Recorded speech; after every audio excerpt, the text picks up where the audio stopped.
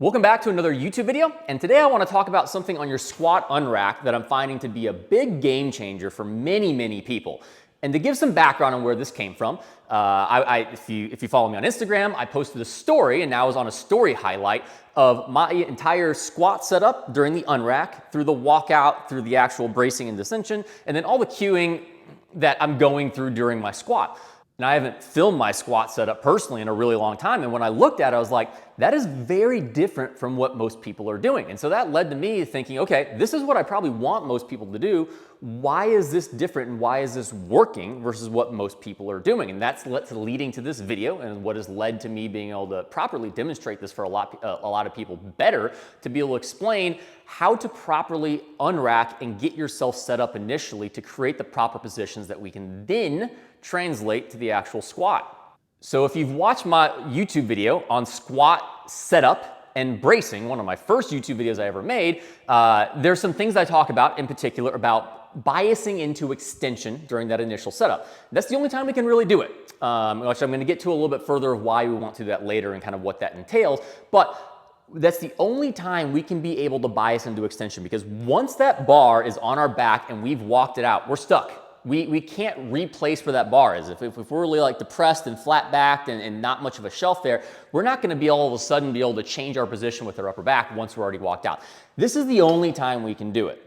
So I tend to teach a slight over bias into extension during this initial unrack phase, because once we walk it out and we brace, we can counter that with more interior bracing forces, but we can't change what we set up in the first place. So it's really important during that initial setup to manage the positions for our upper back that we need to have the proper shelf and tightness.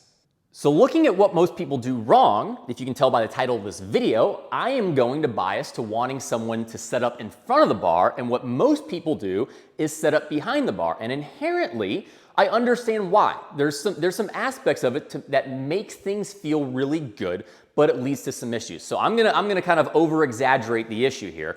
But what we see when we set up behind the bar is someone biases to really kind of getting their chest down. They kind of drive into the rack. And so what happens is we get our feet under the bar. That's not going to change no matter what we do. They keep their chest down and they kind of wedge and push themselves into the bar towards the rack. But it feels really good, because in this position, we have a really good shelf in the sense of flat to the floor. We don't have a great shelf sometimes though once we stand more upright. So it feels really good here because it feels like we have a really solid platform. We're driving up into the bar, we're creating pressure into the floor, which could be another video all together of how we can pressure in the floor and make sure we have good foot pressure while we're unracking. But as we're setting up behind the bar, we get into this depressed state with the rib cage, which we could fix, but here's where the issue lies. Is we get in this position, and then people will have their hips back, and then what happens, they keep their head and their chest in the same position, they push their hips under, and then they unrack.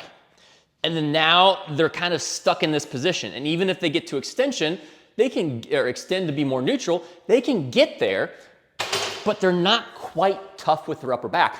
When I was actually making the video for the Instagram post I made for this, and I actually had to have 120 kilos and do that setup, I felt so much less stable in that position because you're so overly depressed. And the fact of the matter is, everything on the squat is pulling us into this folded position. That's why typically, like on deadlift too, we almost kind of think bias into extension if we can, which really a lot of times just leads to neutral, because gravity is pulling us the opposite way. So the last thing we want to do is put ourselves in this position where we're succumbing to gravitational forces. We want to be able to, in a way, be able to fight those forces with some type of extension bias during that initial setup, as well as that extension bias in that initial setup is really going to help to create a better shelf for that bar to sit in so you feel comfortable.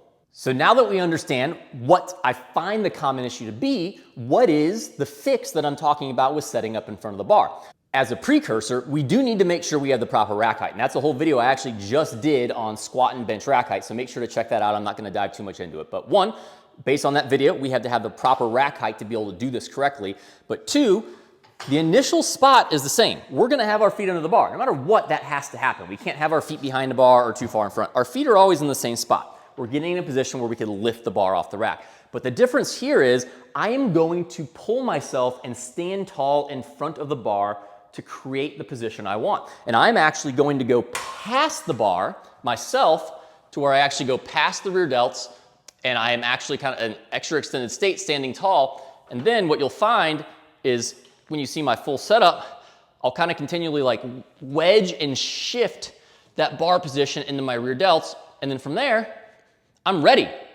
But the biggest thing is, and rather than shifting back and then under, you can see as I go through it, what I'm doing is I'm pulling in front of the bar and then shifting back under. And so as I'm wedging and getting myself set, biasing the extension, retraction, getting that good shelf, I'm then going to pull myself back under the bar, unrack, and as soon as I unrack, especially when there's a heavier load, what you'll feel is you'll actually feel that rib cage kind of pull down because it's not going to want to stay extended because that's not going to stack and feel comfortable during that walkout. So that initial extension bias will actually make itself somewhat accountable, pull itself back into position, and then we can go through all of our bracing to counter any excessive extension bias still left over. So to show this in action, I add a little bit of weight to the bar so we can actually see a little bit of what the weight's gonna do in the sense of positioning. But first, I'm gonna go through just full setup of behind the bar, and then I'm gonna go through the full setup of setting up in front of the bar. So behind the bar first.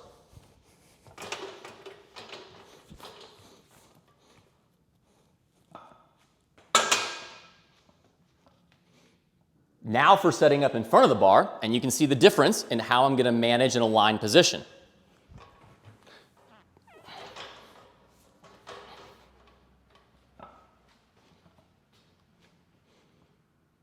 So hopefully you can see the difference there in what occurred when I set up behind versus in front of the bar and how much that adjusted my ribcage position. You couldn't even see it unless I changed the angle, and I don't really know if I have room here, but you see a pretty profound difference in my upper back as well and how much of a shelf I was able to create. I do want to do one caveat setup though to the behind the bar setup, because there's one thing you can do to make that work, albeit I still would recommend with most people to try the in front setup, as I think it's a lot more consistent.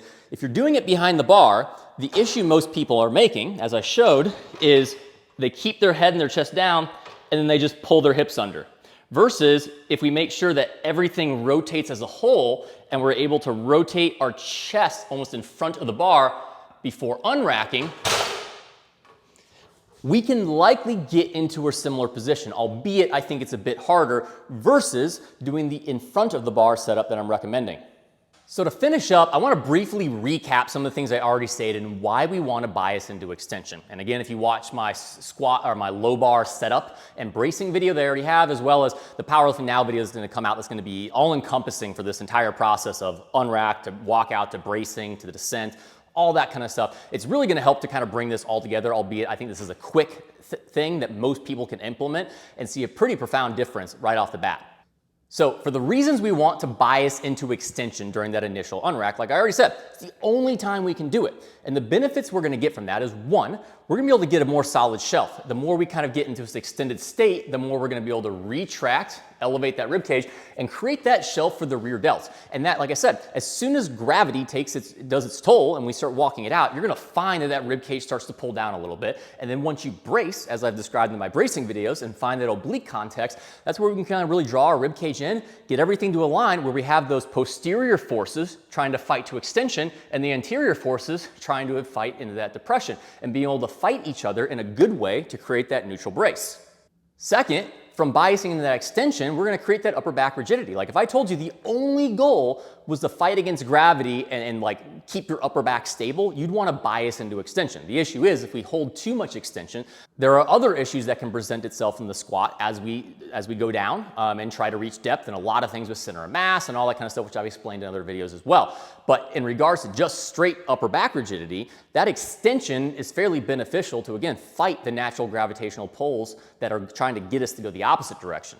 The third reason, as I've already alluded to, is because of those anterior bracing forces. If we don't have enough posterior extension, when we go to brace anteriorly, it's going to win too much. If we have no upper back tightness, we're very depressed, and then we go brace even more, there's nothing to fight with. It's an equal and opposite reaction. We always have an agonist and antagonistic muscle kind of fighting back and forth, whether it's the quads versus the hamstrings, the bicep versus the tricep, anterior bracing versus posterior bracing. All these things kind of have to fight each other in a good way to be able to replicate these demands and work together in some way to be able to produce the positions and the movements we need during the squat, bench, and deadlift.